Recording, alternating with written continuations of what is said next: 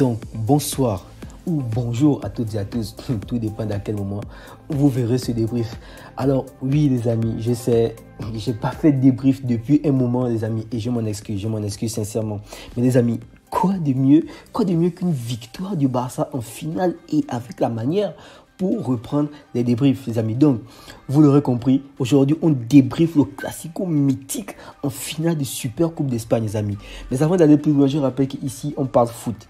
Ici, on débriefe plusieurs matchs. Ici, on débriefe des championnats. Ici, on débriefe tout, en commençant de la Ligue des Champions jusqu'à tout ce que vous voulez en bas. Liga, Europa League, on va débriefer tout ici. Donc, si tu aimes le Barça en particulier ou si tu aimes le foot en général, fais-le moi savoir en t'abonnant. Tu lâches un petit abonnement, en likant, en mettant un énorme pouce bleu et en laissant un commentaire. Ça aide énormément la chaîne. Donc, ok, on y va les amis. Les gros titres de ce débrief. Donc, premièrement, on a Xavi qui a mangé, je dis bien mangé, Xavi qui a mangé qualitativement et tactiquement Ancelotti sur ce match. Deuxième titre, on a Lewandowski, patron de l'offensive barcelonaise. Troisième titre, Gavi, simplement trop fort les amis. Gavi est simplement et purement trop fort, balai, ultra puissant. On a le Barça qui, je pense, de retour pour le très haut niveau les amis. On a Xavi qui tient son match référence pour 2023 et même depuis son arrivée à Barcelone. En tout cas pour moi sincèrement, ce match-là constitue le match référence de Xavi depuis son arrivée à Barcelone. Bien sûr, il y a eu le 4-0 l'année dernière, mais l'importance du match, les amis, il n'est pas le même. Parce qu'aujourd'hui, avec cette victoire que Xavi prend là, il nous amène un titre. Il nous amène un titre et il nous évite déjà la saison blanche, les amis. On a le Barça. Le Barça évite l'année blanche, les amis. Mais je ne sais pas si vous vous rendez compte. Je ne sais pas si on se rend compte de ce que nous sommes en train de dire ici, les amis. En fait, nous sommes en train de dire que là, nous sommes en janvier. Et le Barça peut déjà dire que l'année blanche est évitée. Un titre est arrivé, bien sûr. Bien sûr, le titre n'est pas eu d'une extrême importance. De toute façon, de toute la hiérarchie des titres, je pense que c'est le titre le plus bas.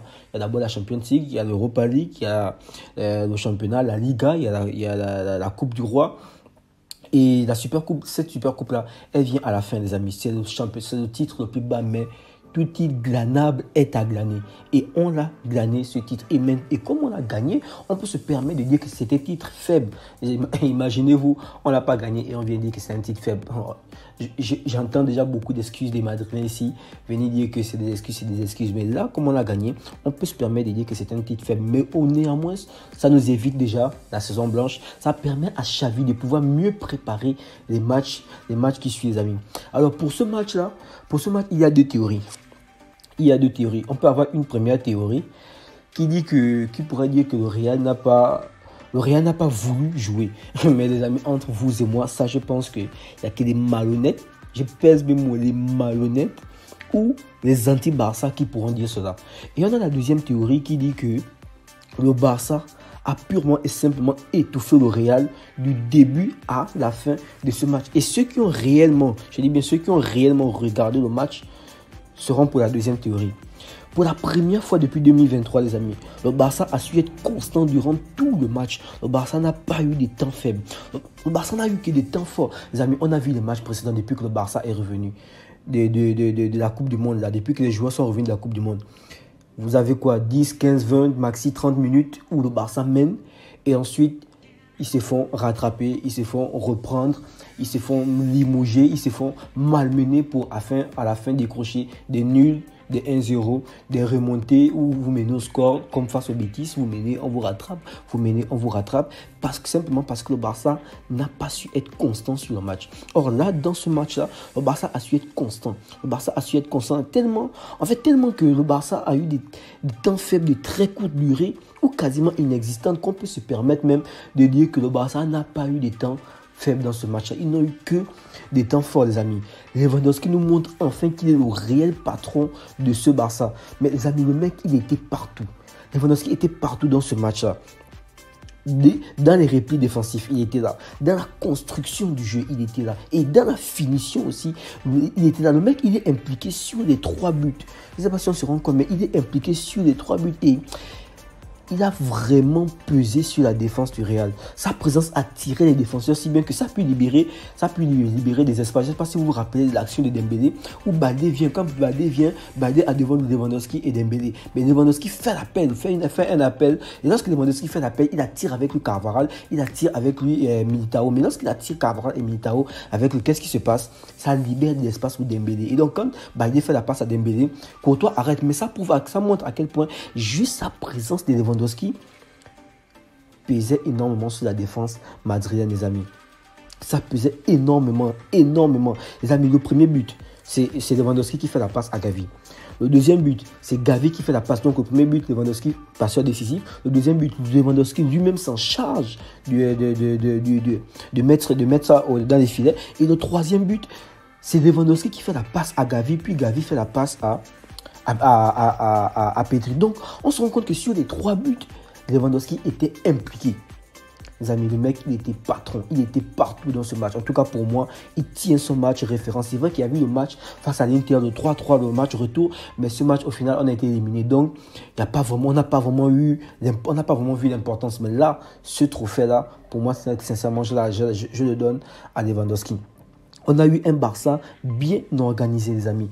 Un Barça bien organisé de la défense à l'attaque. On a Xavi qui nous fait un match XXL.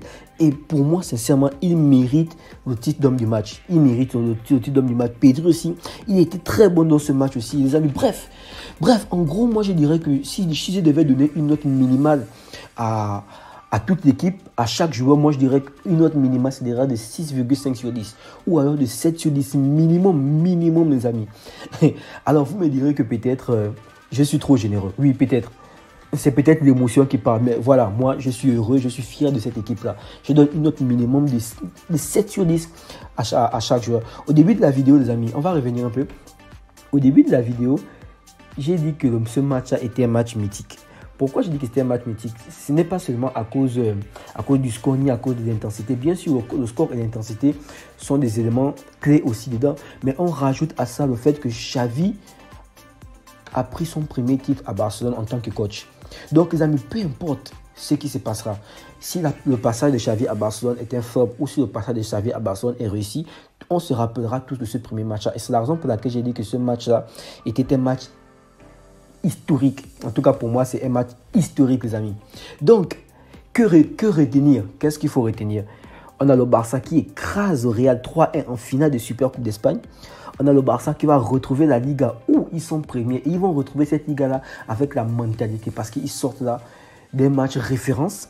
On a Xavi qui a mangé tactiquement Ancelotti dans ce match-là. Et on a toi, tu t'es abonné, tu as liké et tu as laissé un commentaire pour l'amour du Barça. Et moi, je te dis à la prochaine. Peace out.